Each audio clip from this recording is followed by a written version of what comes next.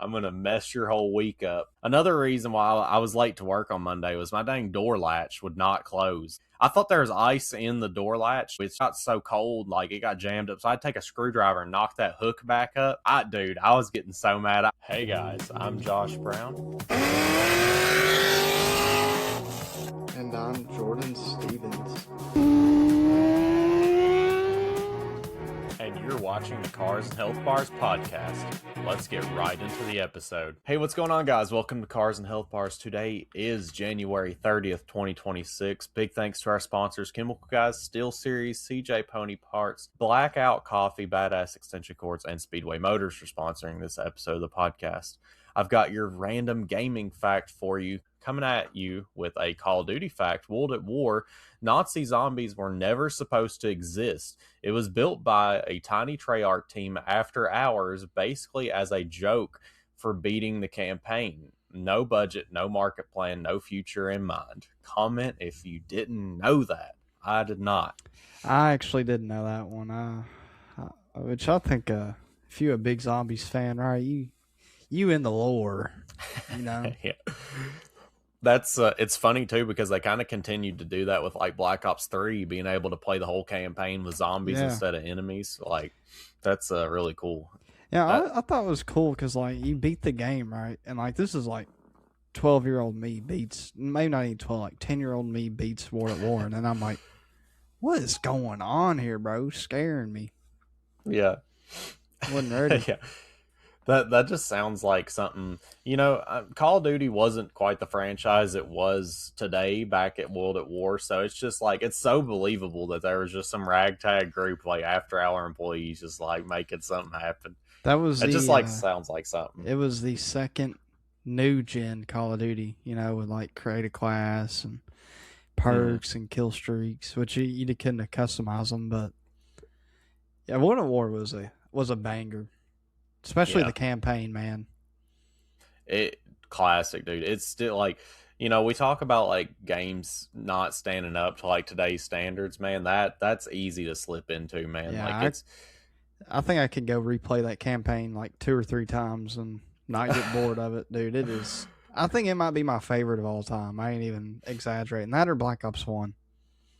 Yeah, speaking about like old games and stuff, I know we're kind of top of the show here, but you know, this big ice storm swept across like this, like south central United States. I don't know where all it hit besides us. I just know we got freaking hammered. But like, man, I cracked out the old Nintendo DS. I was playing some Legend of Zelda or the Phantom Hourglass. Oh man, dude, it didn't take no time for me just to like slip back into being a little kid. Like, You think about that screen. I mean, you got 2 screens the size of a calculator. You'd think like that just bug you. We're so used to like huge monitors. Like, no, dude. Like your brain just focuses in on that little calculator screen, and it's just like, oh my god, dude, I slipped right in. I feel like that's every kid had a DS or like, I had a PSP. I really played the crap out of. Dude, tell me how I haven't touched this thing in 10 years or more. I flip that thing's power switch and it's just ready to rock, brother. That's a like DS, brother. They don't make them like they used to, bro. Nah, it's like, oh, you put me away for 10 years in the cold. Yeah, no problem, dog. It was on like the battery indicator showed red like the whole time. I got through like I think 2 hours of gameplay before it finally died, and I was like, all right. If that thing been fully charged, it probably lasted me. I'd probably still be playing it right now, dude. Yes, sir. I was having a ball, but yeah, man. Like, I'm a little envious that the storm didn't get you too. But you know, I'm thankful, man, because I've been without power for I think close to 40 hours without power continuously. I think my house got down to like 41 degrees. It was pretty brutal. Unfortunately, killed my daughter's fish because it got so cold in here. Yeah, like homie was frozen. Like my fish tank was big enough to not get to that temperature, but like, man, you know it's bad whenever you got pets dying, dude. Like, yeah. It's unfortunately, you know, friend of the show, Isaac, he still don't have power. Like, man, it's he's going on 48 hours now. Like, it's insane, man. If you are one of the ones that was affected by this ice storm, I feel for you, man. Jordan didn't get the power aspect of it, but I mean, you haven't been able to travel in several days, so I mean, you got affected differently. It's been, man, this has been a they talked about it being a storm that we were going to talk about for years to come, and I feel like I was one of those people that were kind of doubting it, especially Saturday came around. It was like, where this big storm at? Come Yeah. on, like is this all you got? And like, wake up call Sunday, here I am, here's Johnny, like I'm gonna mess your whole week up, like right here at the start. Yeah, it's been crazy, dude. Yeah, it's a good time for the car guys to go out and rip around. I've done my fair share of donuts in my truck. Outside of the hour it took to get it out from the driveway. I said it today, and I don't feel like I'm exaggerating. If somebody came up to me today and offered me 10 G's for the Regal, I don't think I'd take it, dude. That car has more than proven itself. I mean, it has been the most reliable car I feel like I've owned in such a short amount of time. Like, it's drove us to Indy. It's drove like phenomenally in the snow. Granted, we put brand new tires on it and brakes, but like, man, this thing being front wheel drive, no traction control, I feel like I feel unstoppable, dude. I had one little instance, like I was coming out of my intersection onto the main road, and I live kind of on a highway that's not super cared for. Well, it was like the first morning after a storm. It was Monday morning, and I was coming up to it, and I haven't really had much experience on ice. We don't get a lot in South Central Kentucky. I mean, if we do, it's like for a week or so. Man, I hit my brakes at like 30 miles an hour, and I went sliding, and I'm like, I was going towards an intersection. I'm like trying, like at least turn the car sideways so I lose some momentum.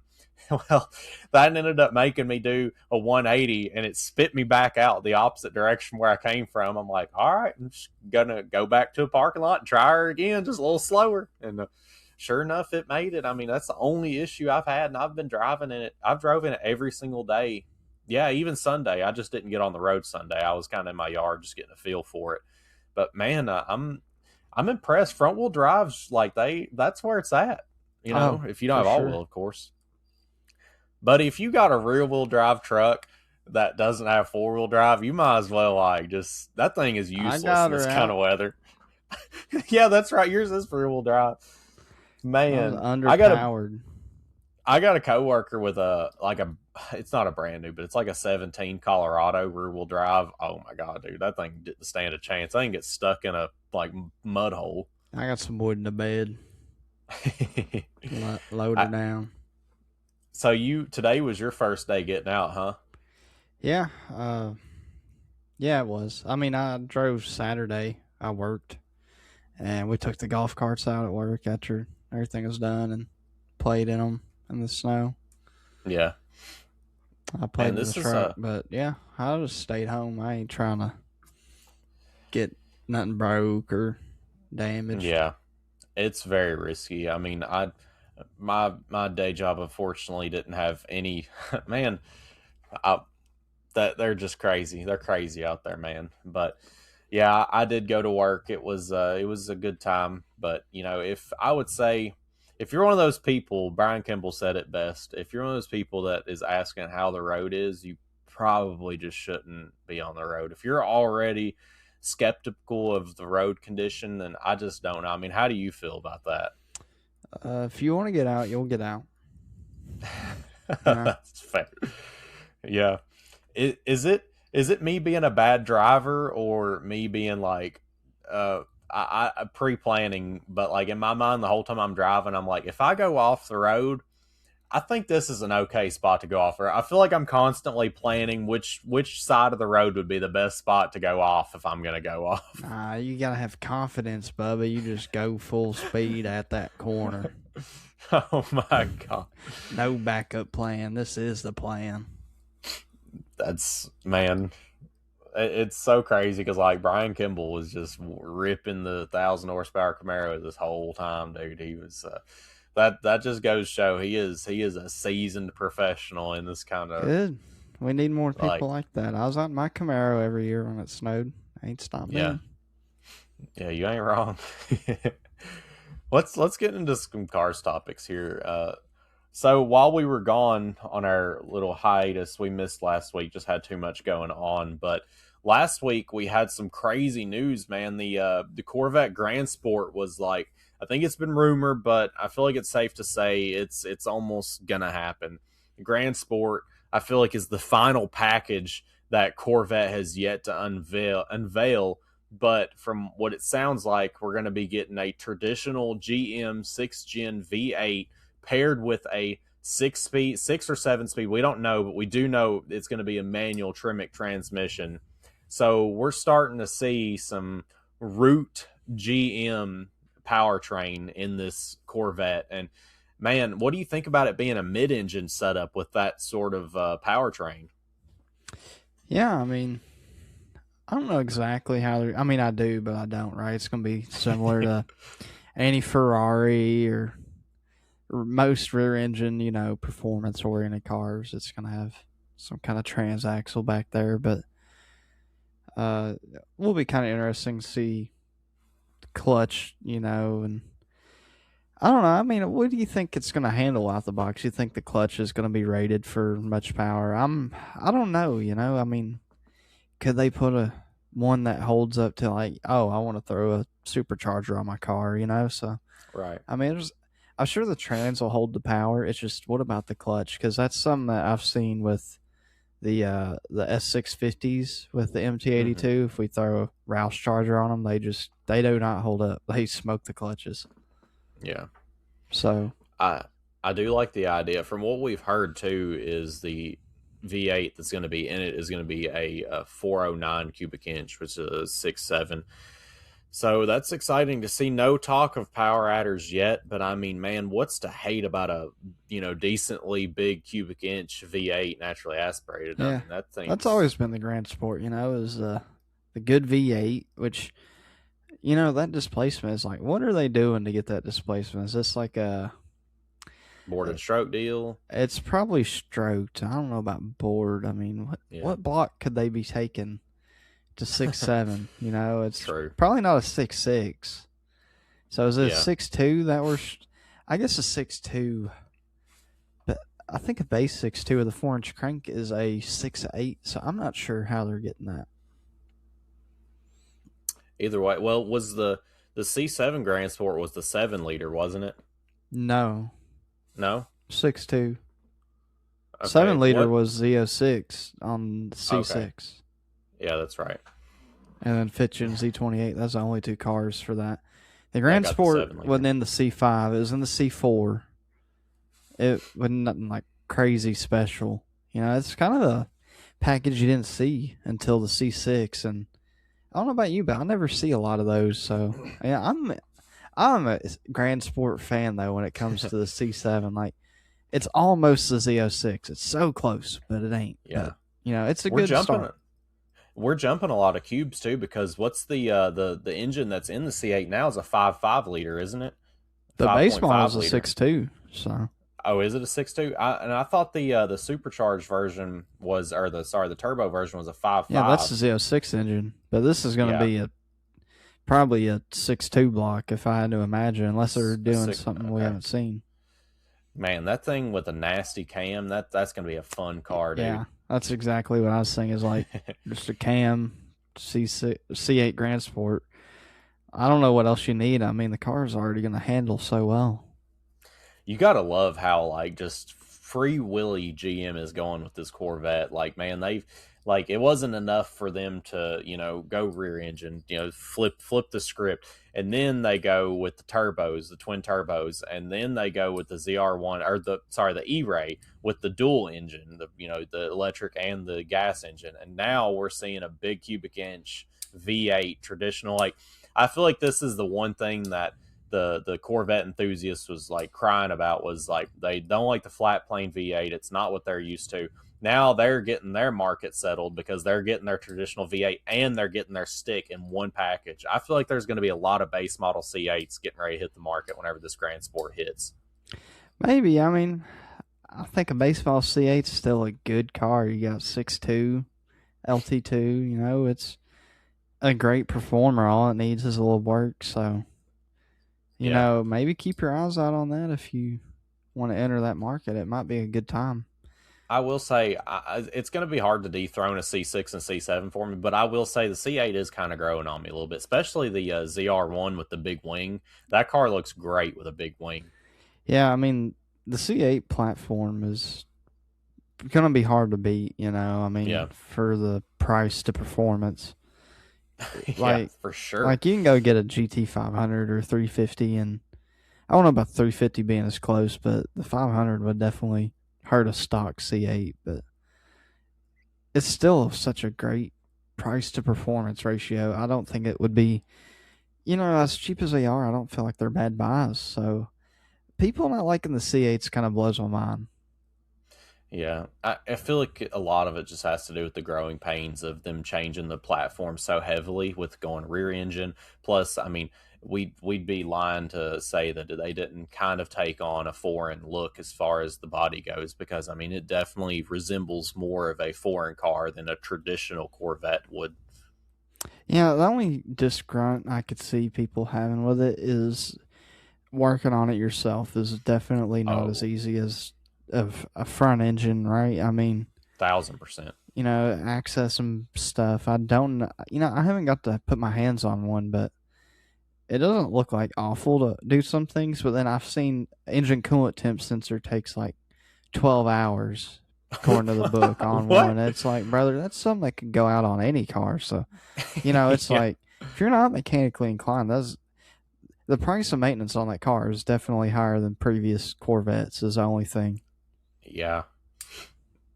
Man, that's insane. That's like that is a Oh, that's rough. I mean, I've seen you drop the subframe on a Corvette relatively quickly, but to do that for something as simple as like you said, a coolant temp sensor, Yeah, they that's didn't drop the crazy. subframe on it. They just, how the air oil separator is like a big tank, almost like a big Uh huh. looking reservoir on it.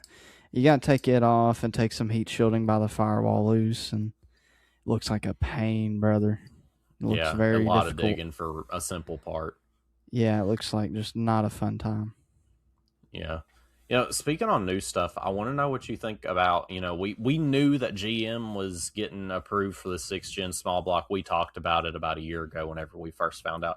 But we're starting to get some more information about it. I mean, what are your thoughts on it so far? I mean, obviously we're going to be getting a 6th gen block inside of this Corvette, but now they're talking about getting them in the trucks. I mean, this very well could be our last GM V8. I mean, it's almost more than possible. It's probably the truth. I don't think they're gonna kill off the V8. I mean You don't think so? they spent what $1 billion on this A lot. generation, and Yeah. we don't have the capacity to outdo the diesels and bigger displacement gas engines for consistency with an electric. So I don't see them ending it even after this generation. I think trucks are primarily going to be a V8 V6 platform. Yeah. Uh, They do torque's the main thing with those. yeah, So and that's why you see more V6s in trucks now. Is they still have a great torque curve and do well at the higher RPM range. And I feel like the V8's almost like you don't even need them on most of these cars nowadays. It's just preference. yeah, But and it yes, just consumes more fuel too. going back to the 6th gen small block though is I did see that they have patented a rocker disconnect for the valves.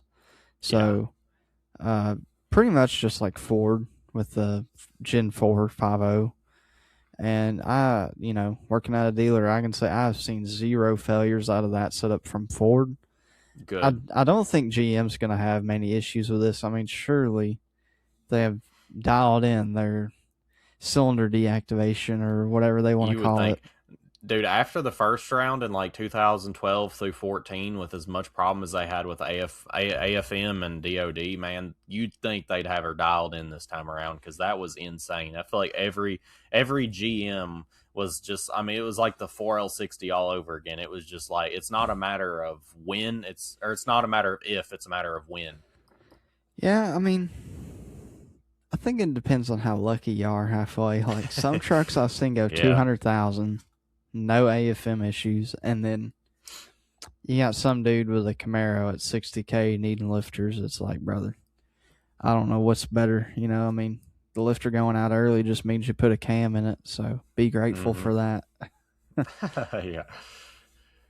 That was the main takeaway I had from seeing the six gen small blocks was that they were really overhauling that deactivation, and that made me happy seeing that, like you said, GM's just had so many problems in the past. Hopefully they have it dialed in this time and they figured something out. It's I'm sure there's going to be fanboys out there from Ford saying, "Oh, they copied us again," or "They copied us," whatever. Like, dude, Brother, come it's on. it's not a copy thing. It's Ford might have done it first with domestic, but that doesn't mean that this design wasn't in place well before. Like people have come up with many. Ford copies people all the time too. It's not like anyone's copying anyone. It's just people do what works Yeah. or what's most cost effective. So, the brand stuff just blows my mind. It's like it's not like the engineers are that different. They're going to take something that already exists and make it work for what they got. Yeah. Speaking on that, like I finally watched a movie that I don't know if you've seen it or not, but everybody's been on me about I've watching seen it. Ford versus Ferrari. Man, what a gem of a movie! I wished I'd watched it so much sooner. You talk about brand on brand. That's that's a killer movie, dude. Like I highly recommend. I'm not a big movie guy, I'll admit. Like Jordan's probably told me to watch 30 movies, and I might have watched two of them. Like the main way he knows I'm gonna watch a movie is if I sit down and watch it with him. That's like the only way he can make me watch stuff because I'm just like really bad about that. But man, I was doing myself a disservice because Ford versus Ferrari was a amazing movie. Man, it's like that being a true story too. Like if you ever wanted to know the origin of like Shelby, the Cobra, Ford, like Lamont, like that is all of that. That movie is just like a package deal, and I didn't know that I was going to get to learn about Ford and Shelby during that movie too. So that was like an extra little. I had no idea what I was going into watching this movie. I didn't know if it was going to be like, I just had no idea. And it was like so much more than what I could have ever expected, man. It was, and it being a true story just made it so much better. Yeah, you know, Carol Shelby is a very interesting character. I really like how they depicted him. I think it's a pretty realistic way of how he would have been. Yeah. And going back from him being in World War II and just that's the birth of hot rodding. World War II just really changed the game. Like we started using nitrous and superchargers. Yeah. It's if you don't know Shelby's kind of past, they're I think Donut has one of the best videos talking about Carol Shelby I've seen. That's one of the best ones to watch. I could I'm gonna have recommend. to watch it tomorrow. That's what I wish there was. I wish there was another movie just all about Shelby up into him owning that, race shop or that car design shop. Yeah, I believe his dad was. I might be thinking of the wrong person. I thought it was. No, I'm thinking of Dale Earnhardt. His dad actually won the first Daytona 500. Wow.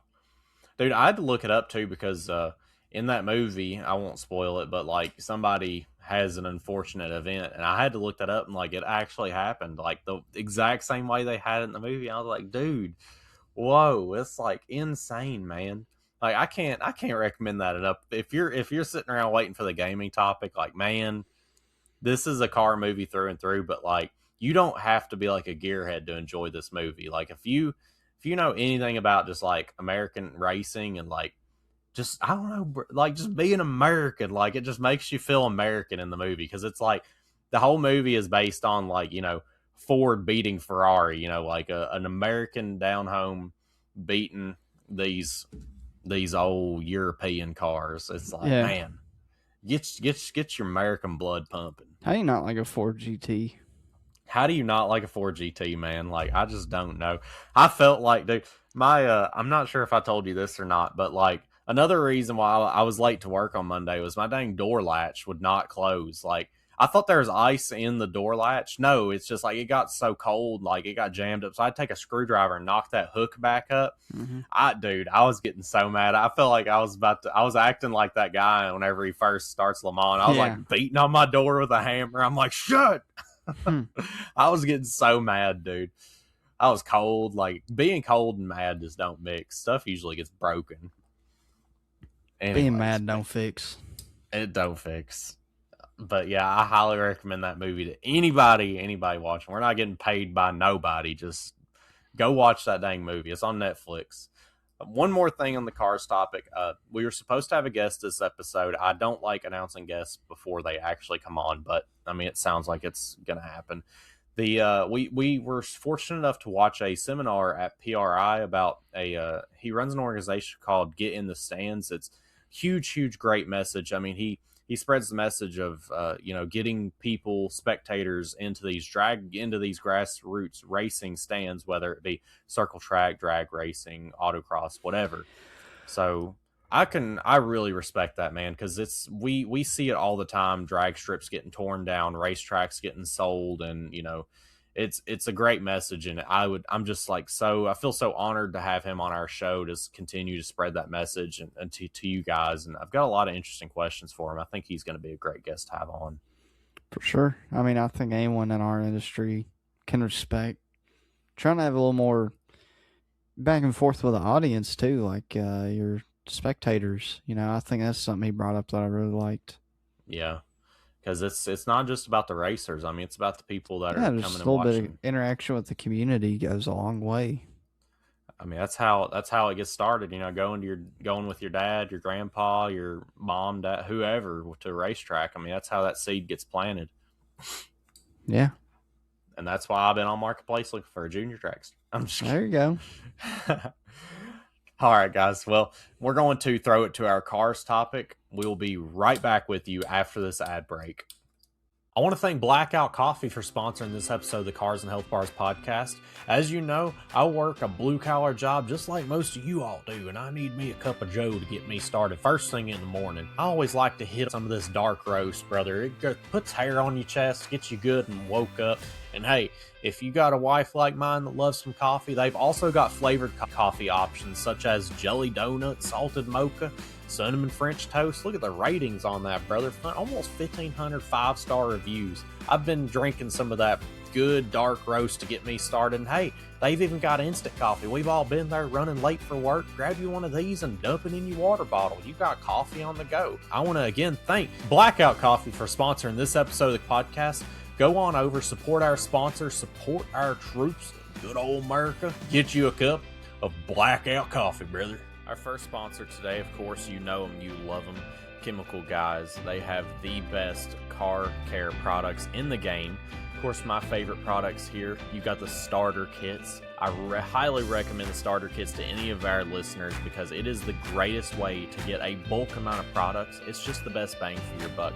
Even the mini arsenal, it comes with everything you need. It's got the honeydew soap, it's got the spray wax, it's got the bucket, the foam cannon, it's got everything you need.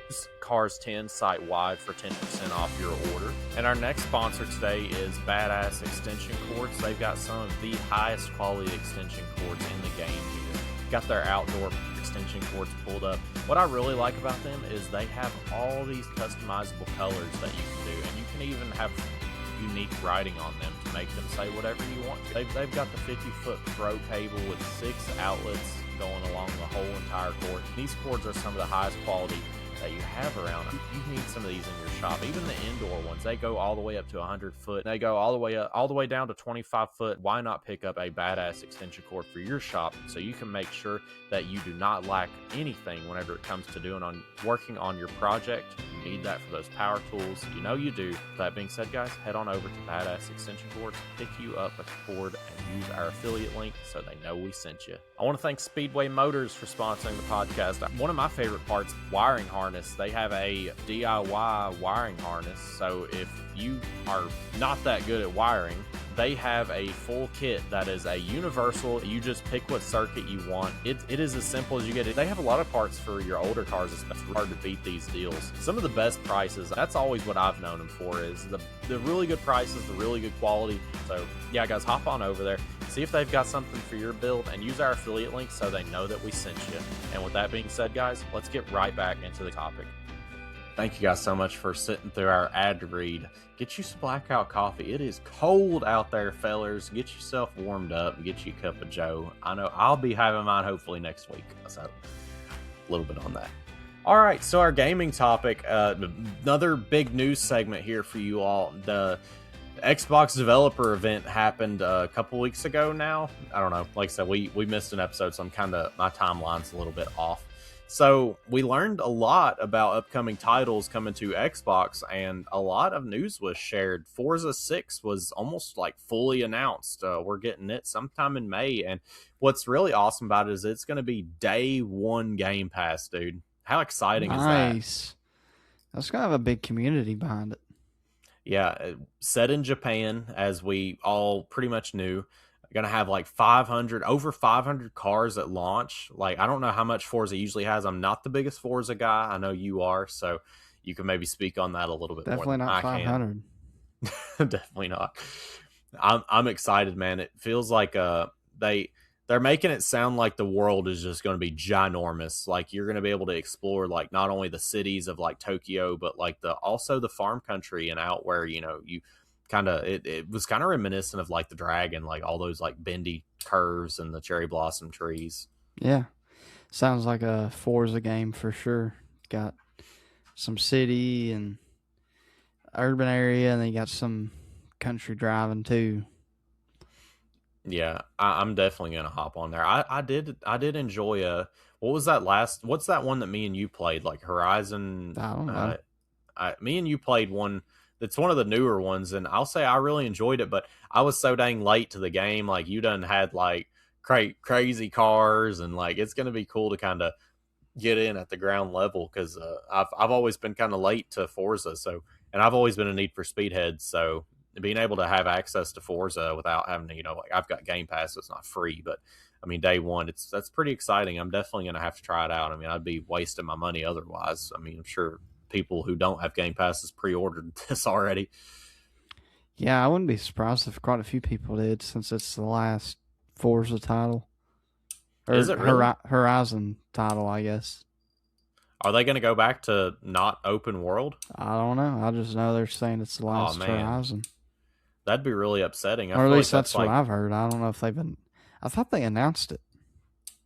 I didn't hear anything about it, but I got to the stream a little bit late, so I didn't hear a lot of the beginning of Forza. So, man, that's really upsetting, because I feel like that's what, people like me, who's a big Need for Speed players, that's what kind of brings us over to that team, is the open aspect of it, because straight racing from one track to the other is it gets a little, I don't know, it just kind of takes a little bit of the driving out of it. That's kind of what, I mean, some people can say it's tedious, but at the same time, it's kind of cool just to like cruise out with your homies, like kind of like you're in real life, but game.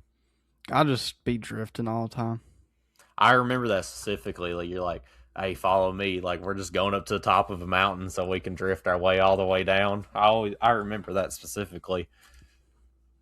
Yeah, that's all I ever be doing on Forza. I might be doing a little drag, but that ain't my cup of tea. I do like hill climb too. Like, I like to go up the mountain, C5, spec'd out. Yeah, did you like try to make Busby's car? Yeah, I made it pretty much T for T as much as I could. That is too cool, dude. One other game that was announced, and man, to say I wasn't like just losing my mind screaming the whole time would be an understatement. But the game Fable, it's might be a deep cut for some people. It's one of those games where I feel like I was one of the only people that played it, and then I tell somebody about it, and they're like, "Of course I played it." So, like, I mean, did you ever play Fable any? No, I didn't. I had some friends who did. I've seen this. I'm pretty excited for it. Man, Fable, I just don't even know how to describe it. It's just like it's not, it's kind of hard to take it serious. It's got a lot of like weird British humor Yeah. in it the whole time, which makes it so much like better in my opinion. Like it's so many games in a game, because like, yeah, you're like a hero of like the world, but like there's this whole other life you can live. Like, you can own, from what it sounds like, you can own any building in the whole town, and you can rent it out to, like the people there, charge them rent, and you could basically play like tycoon game within this game, like become like, rich as all get out, and also do that. Like, you could get married, have kids, which you've been able to do that in most all the Fables, but like, man, it's like a life simulator, man. I love it. Like, I've always been such a big fan of the Fable games. The only thing that's kind of got me a little bit afraid is the original devs, Lionhead Studio, did not make this Fable game. This Fable game was actually made by the same creators of Forza. I heard that. So Yeah, that's right. I don't know, man. I'm a little scared because this is also their first RPG they've ever made, and that's a big left turn from making racing games, let me just tell you. So from everything I've seen and heard at this Xbox game dev event, it seems like they've done it justice. It looks just like the old Fables were, but like way better graphics. I'm excited. It seems like they've done it justice, but only time will tell. Can I be Walter White and make a meth empire? I think meth is a little ahead of Fable's time, but you could do a lot there. All right. Maybe run an empire. The decisions you have to make on Fable 2 or 3, I remember specifically, like you become king at some point, and like you got to make like some serious decisions. Like you along the way, you've made all these promises to like the townsfolk, like I'm not gonna make all these factories, and I'm not gonna make like children work and everything like that. And like you got to make these decisions that either like ruin the economy and like keep your promise, or like kill your promise and like grow the economy. Like, the only thing I'm promising is yes, there will be child labor, and yes, you are voluntold to participate. Voluntold, my God. I remember me and Logan used to play this game together all the time, and like Logan would be like, should I make the kids work? And I'm like, Logan, shoe building builds character. Oh, it's so like the people shame you in town. They're like, you're so terrible. You left your promise. Like, top to my gold. Yeah. No care in the world. Yeah. Okay, and I'm going to my castle. Why don't you go crawl under a bridge or something? Go back into your little shack. Man, if the new Fable's anything like the old ones, and it makes me so sad because like I could probably get an emulator and play the old Fables, but like man, that's the only game that I found that's not on Steam. Like you can play like the very first Fable, it's like an anniversary edition on Steam. But in my opinion, I played Fable 1, but I did not become attached to it. I just wasn't that invested into the franchise. But 2 and 3, man, I'd just about go fire my old Xbox up just to play it like one more time. But man, I'm excited. And it's supposed to come like autumn this year. So like it's right around the corner. The fact that they've kept this game quiet for that long blows my mind, man. Like it's crazy. But I mean, I guess you get that with a franchise or that's not that big. It's just people don't really expect it. Kind of like Castle Miner Z just kind of snuck up on a revival on us, like without saying anything. The game's been gone for 10 years and it's like, here I am. Pretty much. Still waiting on that too. Yeah, for real. I think they done bumped the release date up. Well, I mean, they had to 2026 because we're here. Because I think it was supposed to be 2025 December. But, games be gaming here lately. It's just like they say they're going to be here, and it's like, so I just play Battlefield 6. You'd be happy. Yeah. Speaking of games getting pushed back, I mean, does it seem like GTA 6 is going to get pushed back again? Because I'm starting to have second thoughts now. We'll see. Time will tell. I'm starting to have second thoughts, and I'll tell you why.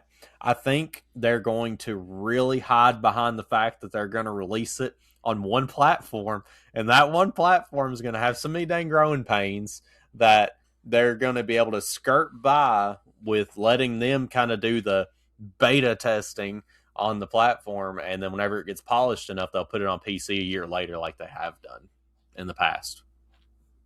What do you think about it? I don't know. I just know it ain't gonna be on PC on release, which kind of like, come on. Come on, right? Man. Like, you know how many PC gamers want this game, and you're gonna make us buy a console if we don't have it.